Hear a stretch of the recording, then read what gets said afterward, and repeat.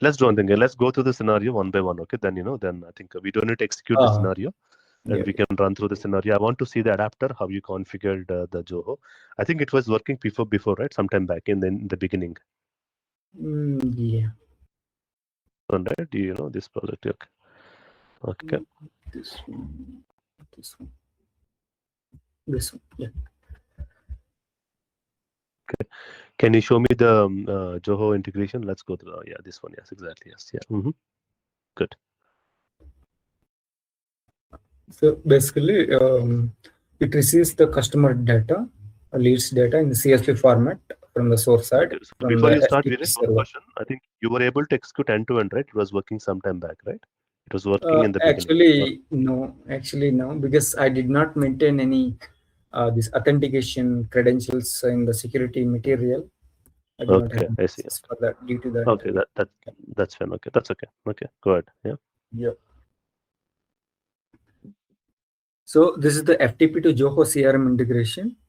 The company receiving the customer release data in the CSV format by the FTP server in the source side.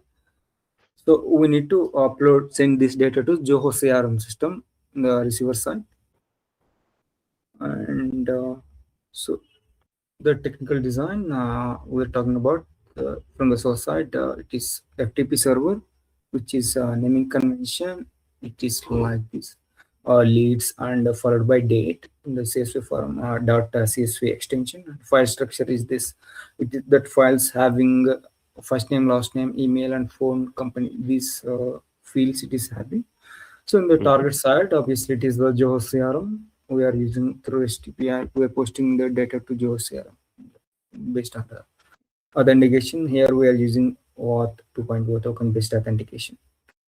So this is the proposed CPI flow design. Which is sender adapter is the FTP and the content modifier we have used, and the scripting, splitting the content and the content modifier to map the Zoho CRM JSON structure, and request reply to post the data to Zoho CRM, and the scripting hind to log the response, and finally we are writing to SFTP, which is saving those errors in the one of the FTP server archive file. So this is the actually this is the data we are receiving, and we're converting to JSON from the CSV, and this is some sort of OAuth 2.0 authentication setup. And yeah, I have implemented the error handling by the acceptance of process. Yeah. And okay, let's move to the process. iFlow. Yeah, this is the iFlow I have implemented the same for FTP to Zoho integration. So source side is FTP. So these are the sender side FTP details. So my directory, I have files in leads directory. So file name is leads star.csv because it is having dates followed by leads. So I just given the star. So whatever the name, dates the file name is saved with, so it will pick up the file based on this starting name, which is leads. And this is our academy server, SAP FTP server. So I've given the same address, and these credentials have been maintaining in the security material. So that credential name I have given is the timeout, and maximum reconnect attempts 3, and reconnect delays 1000 milliseconds. So in the processing, I have given all this, and for the post processing, I've been keeping the file and processing again, just as per the requirement. And I have scheduler. I have used scheduler in the FTP server, which is for every 15 seconds, I'm picking up the file from the file server. And here I just maintain one header capturing the file name, and this is the timestamp I'm maintaining, and followed by scripting I have used to convert the CSV format to JSON. Yeah, this is the script to convert the CSV format to JSON, and this is the content modifier to format the JSON format. I mean, by using this expression, just formatting the JSON data, and I've used the here request reply to post the data to Zoho CRM. This is the endpoint for the Zoho REST API. Yeah.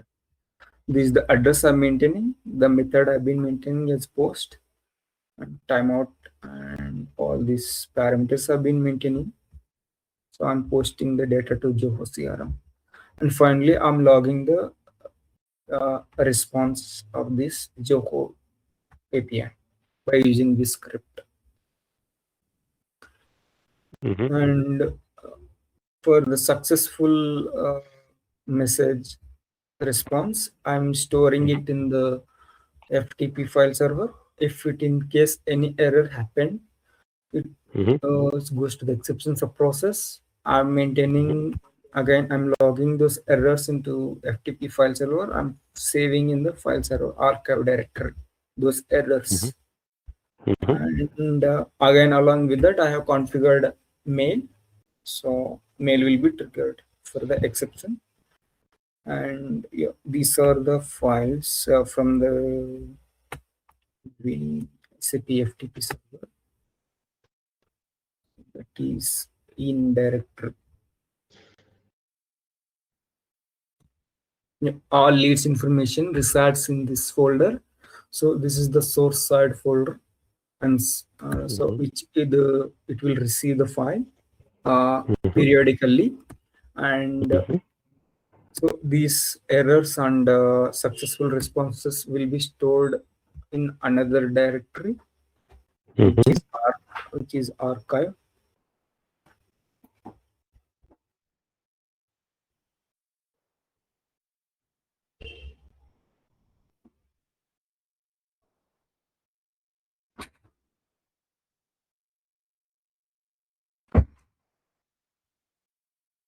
I think you need to start with the name, then it's easy to find.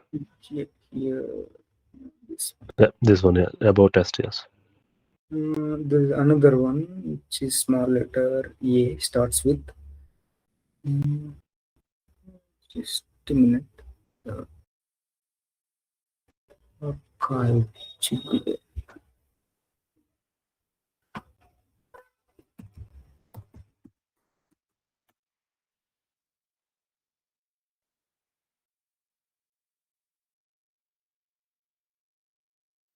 When you start with the name, click on the name. On the top, there is a heading, right? Name and size and changed. You can stop this one. Go back to the FTP. Stop this. Yeah. Okay. Go back to the FTP. Yeah, this. Click on the header. Click on the header.